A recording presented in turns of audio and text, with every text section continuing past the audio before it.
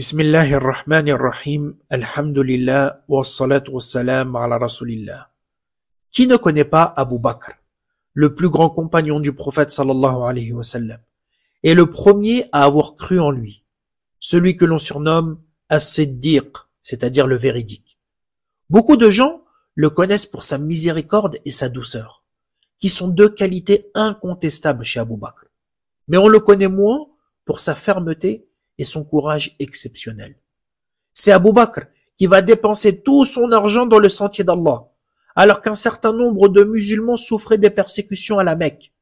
Abu Bakr va libérer avec son argent 7 esclaves, à tel point que le prophète sallallahu alayhi wa sallam dira: toute personne qui m'a prêté main forte, j'ai pu l'en récompenser, c'est-à-dire lui rendre l'appareil, excepté Abu Bakr.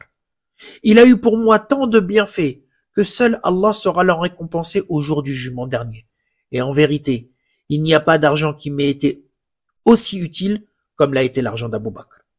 Son père, qui à cette époque-là n'était pas musulman, ne comprenait pas son comportement.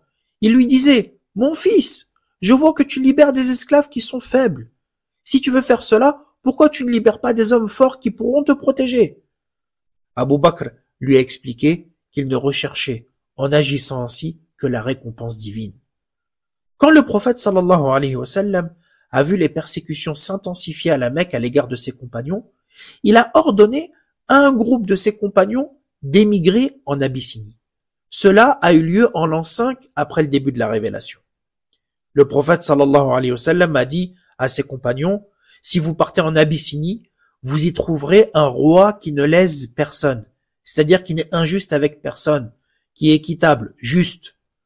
C'est une terre sûre, restez-y jusqu'à ce qu'Allah vous trouve une issue. Parmi les compagnons qui ont émigré vers l'Abyssinie, il y avait Abu Bakr. Il est parti de la Mecque et en chemin, lorsqu'il est arrivé à un endroit appelé Bark el-Rimed, c'est-à-dire à environ une centaine de kilomètres de la Mecque, il a croisé un chef de tribu qui s'appelle Ibn Darina. Ce chef a interrogé Abu Bakr en lui disant: « Où vas-tu » Abu Bakr a répondu: « Mon peuple m'a contraint de sortir et je veux parcourir la terre, c'est-à-dire émigrer ailleurs et adorer mon Seigneur sans contrainte. » Ibn Darina a dit: « Il ne convient pas qu'un homme comme toi sorte de sa contrée et de sa terre, ou se fasse chasser, parce que, et il va citer les qualités suivantes que je souhaite que vous reteniez. فَإِنَّكَ تَكْسِبُ الْمَعْدُومِ وَتَصِلُ الرَّحِمِ وَتَحْمِلُ الْكَلِّ وَتَقْرِي الضَّيْفِ وَتُعِينُ عَلَى نَوَائِبِ الْحَقِّ. C'est-à-dire, il ne convient pas qu'on te chasse, toi, parce que tu as les qualités suivantes. Tu donnes aux pauvres, tu entretiens tes liens de parenté, tu soutiens les faibles, tu accueilles généreusement les autres et tu soutiens les causes justes. Le chef de la tribu lui a dit: « Je t'accorde ma protection, retourne donc et adore ton Seigneur dans ton pays. » Ibn Darina a pris le chemin de la Mecque, accompagné d'Abu Bakr, et à son arrivée, il est allé visiter les chefs mécréants de Quraysh, la tribu mécoise à laquelle Abu Bakr, le prophète sallallahu alayhi wa sallam, appartenait, et il leur a dit: « Il ne convient pas qu'un homme comme Abu Bakr sorte de sa contrée ou soit chassé. Est-ce que vous allez chasser un homme qui donne aux pauvres, entretient les liens de parenté, soutient les faibles, accueille généreusement les autres et soutient les causes justes ?» Quraysh a décidé de respecter la protection accordée par Ibn Darina à Abu Bakr. Mais ils lui ont dit: « Ordonne à Abu Bakr d'adorer son Seigneur chez lui, qu'il prie et lise ce qu'il veut, mais il ne doit pas nous gêner par cela, ni le faire publiquement. On craint qu'il attire le regard et l'attention de nos enfants et de nos femmes, qui vont ensuite être sensibles à sa cause et à sa religion. » Et ça, Quraysh ne le voulait pas, car elle ne souhaitait surtout pas que l'islam se propage. Au début, Abu Bakr accomplissait ses adorations chez lui sans le faire publiquement. Puis il a commencé à établir un lieu de prière dans la cour de sa maison. Abu Bakr a commencé à prier dans cette cour et à lire le Coran. En lisant le Coran, il ne pouvait retenir ses larmes. Abu Bakr était un homme sensible, qui pleurait souvent lorsqu'il récitait le Coran. Les enfants, les esclaves et les femmes s'arrêtaient pour l'écouter, intrigués de son émotion et attirés par sa récitation. Alertés, les polythéistes mécois ont été effrayés par cela. Ils ont alors convoqué Ibn Darina, le chef de tribu, et lui ont dit: « Nous avons accepté de respecter ta protection à l'égard d'Abu Bakr, à condition qu'il adore son Seigneur chez lui. Mais là, il a dépassé les limites. Il a établi un lieu de prière dans la cour de sa maison et il prie et lit le Coran publiquement. Or, nous craignons que nos enfants et nos femmes ne soient attirés par cela. Va le voir. Et s'il accepte d'adorer son Seigneur exclusivement chez lui, il pourra le faire. Par contre, s'il persiste à adorer son Seigneur publiquement, demande-lui qu'il te libère de ton engagement, donc de la protection que tu lui as accordée. Nous ne voulons pas t'empêcher de respecter tes engagements, mais en même temps, on ne peut pas accepter qu'Abou Bakr accomplisse ses adorations publiquement.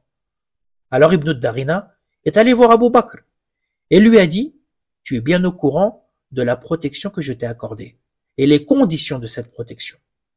Donc Ibn Darina, il a dit à Abou Bakr, soit tu t'en contentes, tu les respectes, soit tu me désengages, tu me libères de la protection que je t'ai accordée. Je n'aime pas que les Arabes entendent dire que j'ai manqué à mon engagement à l'égard d'un homme. Abou Bakr a fini par dire, je te libère de ta protection et je me satisfais de la protection d'Allah. Abou Bakr a dit, je te libère de ta protection et je me satisfais de la protection d'Allah. Abou Bakr est resté alors à la Mecque jusqu'à la Hijra, c'est-à-dire jusqu'à l'émigration à Médine en compagnie du prophète sallallahu alayhi wa sallam, puisqu'il a été le compagnon qui a été avec le prophète sallallahu alayhi wa sallam de la Mecque à Médine. J'aimerais évoquer 4 leçons concernant ce récit. Première leçon, cette histoire met en lumière le courage d'Abou Bakr, qui est attesté par tous les autres compagnons. Un jour, Ali ibn Abi Talib, le cousin du prophète sallallahu alayhi wa sallam, a interpellé son assemblée en disant « Dites-moi quelle est la personne la plus courageuse d'entre tous ?» Les gens ont dit « C'est toi !» Ali ibn Abi Talib a dit « C'est vrai, chaque fois que je me suis trouvé en combat contre quelqu'un, je suis sorti gagnant. Mais cependant, dites-moi qui est l'homme le plus courageux. » Ils ont répondu « Nous ne savons pas. » Alors Ali ibn Abi Talib a dit « C'est Abou Bakr. Le jour de la bataille de Badr, nous avions installé pour le prophète sallallahu alayhi wa sallam une tente pour qu'il soit à l'ombre du soleil. Et on se demandait qui se chargerait de le protéger d'attaques surprises des Quraysh, des polythéistes. C'est Abou Bakr qui s'est proposé pour cette mission périlleuse. Il s'est tenu à la hauteur du prophète sallallahu alayhi wa sallam, en tenant son épée à la main. Et chaque fois qu'un Quraysh s'approchait du prophète sallallahu alayhi wa sallam, il lui tombait dessus. Et il a fini par dire, certes, Abou Bakr était l'homme le plus courageux. Deuxième leçon, on voit que lorsque Ibn Darina s'est étonné du départ d'Abou Bakr de la Mecque, subhanallah, il a cité exactement les mêmes qualités que Khadija a évoquées lorsque le prophète sallallahu alayhi wa sallam est revenu chez lui après avoir reçu la première révélation. En revenant chez lui, le prophète sallallahu alayhi wa sallam a dit à Khadija, après avoir reçu la première révélation, « J'ai craint pour ma propre personne. » Khadija a dit, « Sûrement pas. Allah ne t'humiliera jamais. » Et elle a cité les qualités suivantes. « Innaka la tasilur rahim, wa tahmilul kal, wa taksibul ma'doum, wa taqrid daif, wa tu'inu ala nawa'ibil haq. » Tu entretiens les liens de parenté, tu soutiens les faibles, tu donnes aux pauvres, tu accueilles généreusement les autres, et tu viens en aide aux victimes des vraies crises. Et tu soutiens les causes justes. Subhanallah, exactement les mêmes qualités qu'Ibn Darina a citées pour Abou Bakr. Et Abou Bakr était connu pour se calquer sur le comportement du prophète sallallahu alayhi wa sallam et avoir beaucoup de similitudes avec le prophète. D'ailleurs, il est même rapporté qu'avant l'islam, jamais Abou Bakr ne s'est prosterné devant une idole ou a bu de l'alcool. Il est intéressant de remarquer que la protection d'Ibn Darina était conditionnée par le fait qu'Abou Bakr pratique ses adorations exclusivement chez lui et pas à l'extérieur. Lorsqu'Abou Bakr a dérogé à cette condition, Quraysh s'est plaint à Ibn Darina, qui a décidé de ne plus lui accorder sa protection. Que cela soit à l'époque du prophète sallallahu alayhi wa sallam ou à notre époque, la religion ne pose pas de problème tant qu'elle est neutralisée et cantonnée dans la sphère privée. Lorsque la religion n'est plus le vecteur de la réforme et qu'elle n'a plus de présence dans la vie publique, elle peut être largement tolérée, car on sait qu'elle ne remettra pas en question l'injustice, la corruption et le faux. Abou Bakr as-Siddiq avait bien compris cela. C'est pour ça qu'il n'a pas accepté de restreindre son adoration dans un cadre purement privé, mais d'en faire un moyen de sensibiliser les gens sur la véracité de cette religion. Allah subhanahu wa ta'ala rapporte que le peuple du prophète Shu'aib ont dit au prophète Shu'aib, Allah subhanahu wa ta'ala dit, Ils ont dit, ô Shu'aib, est-ce que ta prière te demande de nous faire abandonner ce qu'adoraient nos ancêtres, ou de ne plus faire de nos biens ce que nous voulons?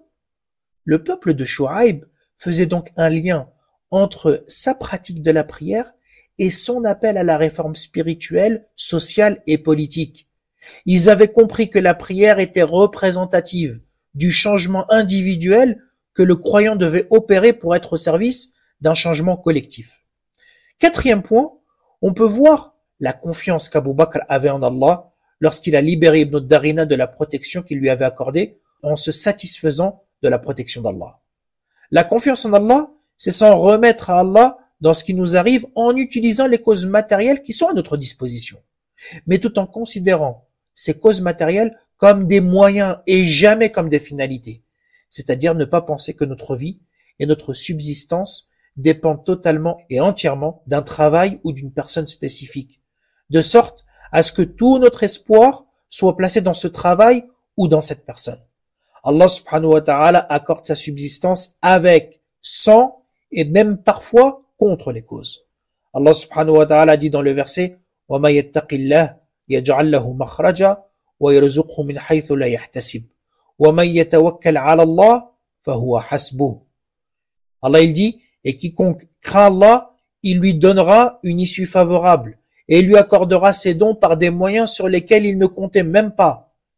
Et quiconque place sa confiance en Allah, Allah lui suffit.